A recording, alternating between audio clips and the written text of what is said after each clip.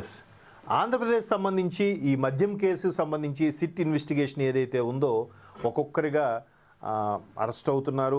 Already MP స్థాయిలో ఉండే మిథున్ రెడ్డి లాంటి వారు, రాజకేశ్ రెడ్డి లాంటి వాళ్ళు అరెస్ట్ అయ్యారు. చాలామంది బెయిల్ మీద బయటకు వచ్చారు. ఏదో తప్పు మాకేం తెలియదు, మేము అమాయకులు అన్నట్టుగా సిట్ ముందు చెప్తున్నారు. పైపెచ్చు ఏంటది ఎన్టీఆర్ గారి సినిమాలు ఏదో ఉన్నట్టు తెలీదు, గుర్తులేదు, మర్చిపోయా అనే 3 ఆన్సర్స్ చెప్తున్నారు. కానీ ఇప్పటికే 267 మంది సాక్షులను విచారించారు. సుమారుగా 300 పేజీల ఛార్జ్ షీట్ని రెడీ చేశారు ఇన్వెస్టిగేషన్ అధికారులు, సిట్టు అలాగే సిఐడి వాళ్ళు కూడా. అయితే మద్యం కేసులో ఇప్పుడు తాజా వార్త ఏంటంటే, మద్యం కేసులో సీజ్ చేసిన కార్లపై 16న తీర్పు.